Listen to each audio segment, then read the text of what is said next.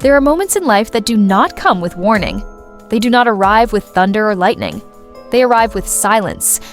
And then in just 2 words, they erase everything. Lauren Sánchez knew that moment when Jeff Bezos, the richest man alive, looked at her and spoke the words, "Too late." The sound was cold, sharper than glass, and final, like a sealed door. It was not just a phrase, it was a verdict, a judgment, a line that ended a paradise in a single breath. All the dreams she carried into. Her billion-dollar wedding collapsed, no chance to negotiate, no promise of working through storms, no vow of forever. Only 2 words, and the silence that followed them, colder than the flashbulbs from hundreds of cameras in Venice. The wedding that had looked like a coronation the day she believed she would become the queen of the Bezos empire, was in that instant rewritten into a tragedy for the world to watch. Venice was supposed to be the peak of her life, the sparkling canals lined with luxury yachts, the air buzzing with the whispers of the world's most powerful people, the Valentino gown that shimmered like diamonds, the guest list filled with billionaires, celebrities, politicians, and moguls. The kind of gathering that blurred the line between a wedding and a royal coronation. The banquet was overflowing with 3,000 dishes crafted by chefs flown in from around the globe, and the media coverage was endless. Every magazine, every website, every influencer was watching, as if this marriage was more than love. As if it was history unfolding, the world was told this was the fairy tale of the century. But fairy tales have fragile glass walls, and when they crack, they shatter with violence. At first, the world was mesmerized. Photos of Lauren stepping from a yacht in her gown of light, Jeff Bezos at her side, smiling as if nothing on earth could shake him, the canals of Venice reflecting golden light. It was a spectacle staged to perfection, but perfection is a dangerous illusion, and illusions never last.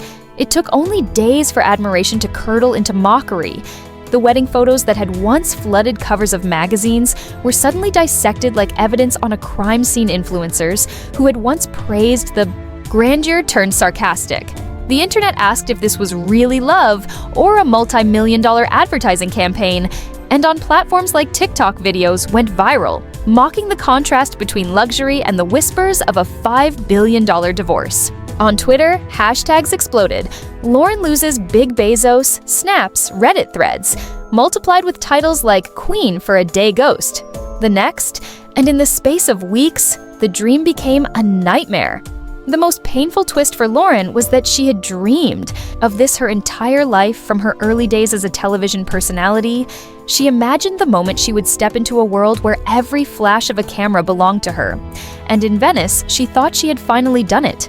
But the spotlight she had chased for years turned cruel. Now every image, every angle, every smile was not proof of success, but proof of failure. The applause turned to ridicule, and the woman who once controlled the lens of the media became its captive. Bezos, however, was not surprised. He did not blink when the tide turned, because he had been preparing for it long before insiders whispered about a document, a prenuptial agreement unlike any other nicknamed by those who saw it. The $5 billion boomerang, it was no ordinary contract. It was a blueprint crafted with the precision of a rocket launch. Every clause, every sentence, every line was positioned like a piece in a grand chessboard to outsiders. It was legal paperwork to Bezos. It was a fortress designed to anticipate every possible move before Lauren could even think of it. The cruelest part of this contract was hidden in a single clause. Lauren was forbidden from exploiting the marriage through media. At first it sounded reasonable, but the wording was so tight, so unforgiving, that it became a trap. One photo used for a campaign, one interview where she hinted at her billionaire life, one image sold to the media, and the contract would swing back at her with devastating force. It was called the boomerang because whatever she threw into the spotlight would return to strike her down. Lauren signed it weeks before the wedding under heavy pressure, believing it was a formality. Perhaps she did not even grasp the full gravity of what she was. Accepting, she thought she was stepping into a dream, but in truth she was walking into a cage. And so when the applause faded, Lauren did what she always knew best. She tried to fight back with the media. Instead of silence, she sought out fashion. Houses like Valentino and Chanel. She arranged meetings with Hollywood producers. She whispered to magazines about photo shoots and interviews. She dreamed of a docuseries that would tell her story from reporter to queen of the richest man in the world. In her mind, the Venice wedding was not the end, but the launch pad to her reign. She believed that if she could control the story, she could reclaim the crown. But what she failed to see was that every step she took was falling directly into the trap. Every cover, every fashion spread, every meeting became ammunition for Bezos and his lawyers. A photo shoot that emphasized Lauren's gowns rather than Bezos became evidence. A conversation with a producer about her journey became proof of. Every move she made tightened the rope she was already bound with. She thought she was building power, but she was dismantling her own defense, and the cruelest blow came not from Bezos, but from those closest to her assistants who had once managed her life behind the scenes. Turned against her insiders, whispered that one associate even passed information directly to Bezos, giving him a clear view of her entire plan. Her circle collapsed from within, and betrayal sealed her downfall. Suddenly, Lauren, who believed she was untouchable, became trapped by her own ambition. Instead of being seen as a new symbol of wealth and power, she was branded a media exploiter. Instead of rising, she sank, and the more she pushed to redefine herself, the more the world believed Bezos had been used for her personal theater. The irony was brutal. The very skill she thought would save her, her ability to play with media, was the exact tool that destroyed her in a game where the contract was cold and unyielding. She had turned herself into a breach of agreement, and Bezos needed to do nothing but wait. As part one of this story closes, the world began to realize that this was never a sudden breakup. It was never a fight born of emotion. It was a trap carefully prepared. Every piece, every photo, every contract had been laid down long before the wedding. Bezos was not a husband caught by surprise. He was a master, preparing for a checkmate. Lauren believed she was holding the pen to write her destiny, but she was only playing a part on a board already mapped out by the richest man on earth. And the words "too late" were not simply the end of love. They were the beginning of the coldest battle the billionaire world had ever seen. When the applause faded and the lights dimmed, Lauren still believed she could turn the tide. She thought the world would eventually forgive the stumble and embrace her story, if only she stayed visible, if only she fought back harder. But Jeff Bezos chose silence, not weakness, but silence as a weapon. While Lauren chased magazine covers and phone calls with fashion houses, Bezos sat back and let the contract breathe. He did not need to argue. He did not need to appear angry. The boomerang would do its work for him. The decisive strike came suddenly without ceremony while Lauren was shopping in Malibu. A courier approached with a stack of papers, thick, heavy final divorce papers worth $5 billion. No phone call, no warning, no face. To face explanation, just the cold arrival of a stranger delivering a message that was already carved in stone inside was the judgment she could not escape. And on top of it, 2 words too late. In that instant, the woman who once walked through Venice as a queen was reduced to a spectator in her own downfall. The move was devastating because it was more than financial. It was checkmate in a game. Lauren never knew she was playing. The papers froze her assets, they locked her moves, they cornered her in ways she could not negotiate. While she scrambled for lawyers, Bezos already had an army assembled while she looked for sympathy online. Bezos let silence and the contract speak for him, and the public reaction made the blow even sharper because now people no longer saw him as a cruel husband. They saw him as the genius who had seen the game coming all along.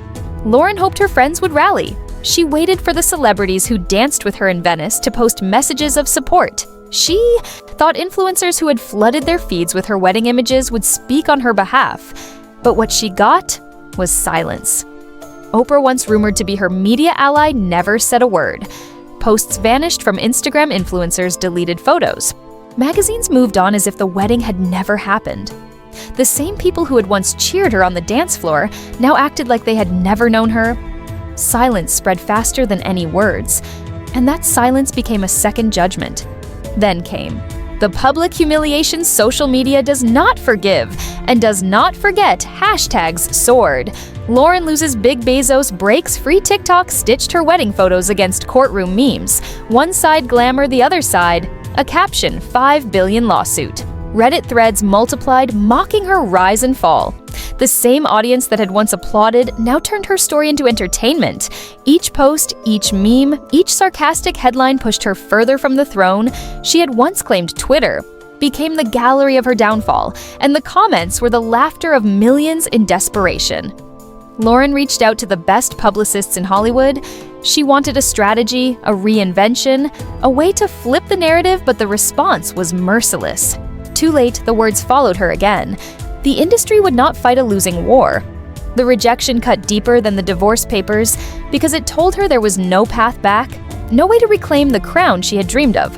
The spotlight that once lifted her was now a furnace burning her image to ash, and the very people she thought would defend her were the ones who closed their doors first. What she lost was not only money, she lost the one thing she had chased all her life power through. Perception in Hollywood power is not just wealth. It is the ability to hold the gaze of the public, to bend stories in your favor.